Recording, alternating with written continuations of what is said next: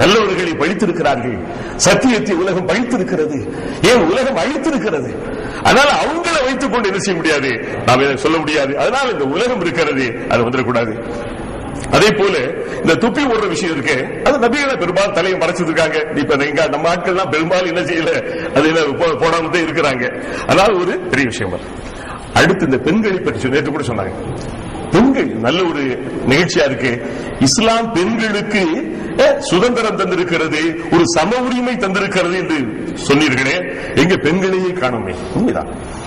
இஸ்லாத்தை பொறுத்தவரை ஆண் பெண், பெண்ணுக்கும் ஆண்களுக்கும் அது ஆண் பெண் என்ற ஒரு ஜீவன்களாக இருந்தாலும் கூட ரெண்டு பேருக்கு வித்தியாசம் இருக்கு. ஒரு ஆணும் பெண்ணும் தனிமையிலோ அல்ல பொது இடங்களிலே கண்ணுக்கு கண்ணாக சந்திக்கும் போது சில உணர்வுகள் ஏற்படலாம். அதுக்கு இஸ்லாம் பெண்களை என்ன செய்யுது, ஒரு தனிமைப்படுத்த விரும்பல, தனிமைப்படுத்தல, தன்னை மறைச்சுக்கிற சொல்லுது. புர்கா என்பது பெண்கள் தனக்காக வேண்டி போட்டுக் கொள்ளக்கூடிய, தனக்கு மட்டுமல்ல, ஆண்கள், அந்நிய ஆண்கள், மாற்றாளுடைய கண்கள், அதன் மூலமாக சில விபரீத விளைவுகள் ஏற்படக்கூடாது. ஆணும் பெண்ணும் சேர்ந்து கோ எஜுகேஷன் பள்ளியில் கல்லூரிகள் ஏற்படக்கூடிய கொடூரங்கள் எவ்வளவோ இருக்குது. அதனால வேற ஒன்றும் இல்லை, பெண்களுக்கு இஸ்லாம் தந்த சுதந்திரம் போல உலகத்தில் யாரும் தரவில்லை. ஆனா எந்த சுதந்திரம் தரணுமோ அது தந்தது இருக்கு. அதுக்காக எதுவுமே சமமா இருந்தா எதுவும் சரி வராது. எதையும் சமப்படுத்தி பாருங்க, எதுவும் சரி வராது. பெண் என்றால் பெண் என்று சொல்லக்கூடிய அந்த தகுதிக்கு தகுந்தாப்புல என்னென்ன சொத்துல உரிமை உலகத்தில் முதலாக தந்தது நிறைய விஷயங்கள். அதனால அவங்களை நீங்க வரலன்னா அவங்க கீழே இருப்பாங்க, அவங்க கூட ஏற்பாடு பண்ணிருக்காங்க, அது கூட குத்தம் இல்ல. ஒரு இதுல ஒரு பகுதிகள் அதை சில இடங்கள் செஞ்சிருக்காங்க. அது ஒரு பெரிய ஒரு தவறு இல்ல. நான் சொல்லுவேன், பெண்கள் அவங்க புர்கால் போட்டு இருந்தா இதே இருக்குது ஹால்ல ஒரு பகுதி அப்படி மறைச்சு வச்சு அப்படி அவங்க அந்த பகுதிக்கு சம்பந்தம் இல்லாம அதுக்கு இங்க பாத்தீங்கன்னா பெண்கள் தொழுவுக்கு இந்த பள்ளிவாசல் இங்க தனி இருக்கிறது. தமிழகத்தில் இப்ப கொஞ்சம் வந்துருச்சு. பெண்கள் தொழுவதற்கென்றே பள்ளியில் ஒரு இடம், மலேசியா எல்லா இடங்களும் வந்துருச்சு. அதனால இங்க இருக்கிறது இது நிறைய விஷயங்கள் இருக்கு. என்ன பெண்களுக்கு இஸ்லாம் ரொம்ப எல்லா வகையும் தந்திருக்கு. ஏதாவது கணவனை தேர்ந்தெடுக்கின்ற உரிமை, தன் கணவன் சரிப்பட்டு வராட்டி ஏதோ தலாக்குங்கிறது ஆண்களுக்கு மட்டும் தரப்படல, தன் கணவன் தனக்கு சரியாக தனக்கு உணவு தரவில்லை, மற்ற நல்ல நடக்கிறா அந்த கணவனை விட்டு பிரிந்து கொள்ளக்கூடிய உரிமை கூட செஞ்சிருக்கு இஸ்லாம் பெண்களுக்கு. நிறைய தந்திருக்கு இஸ்லாம் தந்திருக்கு. ஆனால் நிறைய உரிமைகள் இருக்கு. ஆனா நீங்க சொன்ன மாதிரி செய்யல, இதுல ஒரு பகுதிகள் நீங்க லேசா ஒரு மறைப்பு வச்சு அங்க அவங்களை உட்கார வச்சு போச்சு பத்தி குற்றம் இல்ல. சில இடங்கள் பெரும்பாலும் அப்படித்தான் இருக்குது, என்னவோ தெரியல, அதை பற்றி ஒன்று இல்ல. அடுத்து இன்னொன்று, இந்த தமிழ் இஸ்லாமிய இலக்கியம் பற்றி நீங்க நேற்று கூட சொன்னாங்க, ரொம்ப அழகா சொன்னாங்க. இந்த தமிழ் இஸ்லாமிய இலக்கியம் என்ன பக்தி இலக்கியங்கள் இருக்கின்றன. அந்த தமிழ் இலக்கியங்களை பற்றி நீங்கள் சொல்லி இருக்கலாமே. எல்லாம் பெரும்பாலும் பேசுறவங்களா குர்ஆனுடைய வசனங்கள் இந்த வேற்றுமொழியில வேற்றுமொழியில தானே பெரும்பாலும் சொல்றீங்க. ஏன் தமிழ் பக்தி இலக்கியங்கள்? இஸ்லாத்தை பொறுத்தவரை தமிழ்ல பக்தி இலக்கியம் இல்லை. இந்து மதத்தில் நாங்கள் சொன்ன திருப்புகள் நிறைய இருக்கிறது. அது ஓதப்படுகிறது ஆலயங்களிலே மற்ற இடங்கள்ல.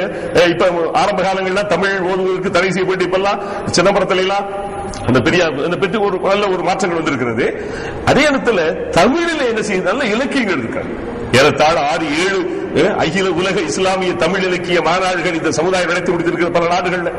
முஸ்லீம் அல்லாத பெரும்பெரும் அறிஞர்கள் பெருமக்கள், ஔவை நடராஜன் போன்றவர்கள், இன்னும் பெரும்பெரும் ஆட்கள் எல்லாம் வரவழைக்கப்பட்டு பெரும் நடந்திருக்காங்க. அதே நேரத்தில் இங்க நான் பெரும்பாலும் சொல்லல கேட்டீங்கன்னா, இது எனக்கு கொடுக்கப்பட்ட தலைப்பு இல்ல, வேற ஒன்றும் இல்லை. அதே போல இன்னைக்கு கூட சொன்ன பாத்தீங்களா, இந்த கடலினை மலையை கதிர்மதி உடுவை எல்லாம் சீரா புராணத்தினுடைய கடவுள் வாழ்த்து பாடல் உள்ளதுதான். இறைவனை அவர் புகழ்கின்ற விதம். இன்னொன்று, இந்த தமிழ் இலக்கியங்களிலே சில இலக்கியங்கள் அது வேற மாதிரி போயிடுச்சு. இஸ்லாத்தை விட்டு கூட சில இலக்கியங்கள் நழுவி போயிடுச்சு. என்ன அதை எப்ப எந்த ஒன்றுமே, அதாவது ஏகத்துவ இறை சிந்தனையின் அடிப்படையிலே எழுதப்படணும். அதான் மிக முக்கியம். அதான் முஸ்லீம் கிட்ட அங்கீகாரம் பெறும். சில பேர் என்ன செய்யறாங்க, தங்களுடைய மன விருப்பப்படி செஞ்சுட்டாங்க இருக்கிறது. அது அடுத்து இந்த குர்ஆன் என்பது ஏன் நீங்க இன்னும் தமிழ்ல தரவில்லை சொல்லி இருக்கிறது. 1936 அல்லாமா அப்துல் ஹமீத் பாக்கவி சொல்லக்கூடிய நம்முடைய மறைந்துவிட்ட சிராஜுல் மில்லத் இந்திய யூனியன் முஸ்லீம் லீக் தலைவர், அவர்களுடைய அன்பு தந்தையார் அல்லாமா அப்துல் ஹமீத் பாக்கவி அவர்கள் அமுத தமிழிலே அருமையாக முதலாக என்ன செஞ்சிருக்காங்க, திருக்குர்ஆனுடைய தெளிவு வந்துருச்சு. இது மட்டும் இல்லங்க, இதுவரைக்கும் 14 வடிவங்களில் 14 பேர் அமுத தமிழிலே விரிவுரை விளக்க உரை எழுதப்பட்டு என்ன வந்துகிட்டே இருக்கு. அல்லாஹ்வுடைய இறைவனுடைய அருளாலே நானும் குர்ஆனுக்கு விளக்கம் ஏறத்தாழ ஒரு 15 ஜுசுகள் 1400 பக்கங்கள் நான் கொடுத்திருக்கிறேன். அது அச்சிலே இருக்கிறது. இறை அருளாலே உங்களுக்கு ரொம்ப தெளிவாக இருக்கு. அதுக்கு பேரு திருக்குர்ஆன் தெளிவுரை. திருக்குறள் சொன்னீங்கல்ல, அதுக்கு என்ன பேர் வச்சிருக்கோம்? நான் இறைவன் இப்ப அது முழுப்படி. அதுக்காக தான் நான் தம்பி அப்துல் கார் சொல்லும் போது ரொம்ப தயங்கி நீங்க வருவதற்கு. அதே போல வந்து பல நூல்கள், பல தமிழ் பத்திரிகை, தமிழ் தேசம் போன்ற பத்திரிகைகள் நான் எழுதிட்டு தான் இருக்கிறேன். அது வேறு விஷயம். அதனால இங்க சொல்றது குர்ஆன் என்பது தமிழாக்கம் வர வந்துவிட்டது. அடுத்து அதாவது வந்து சிந்தனையை பற்றி சொன்னாங்க.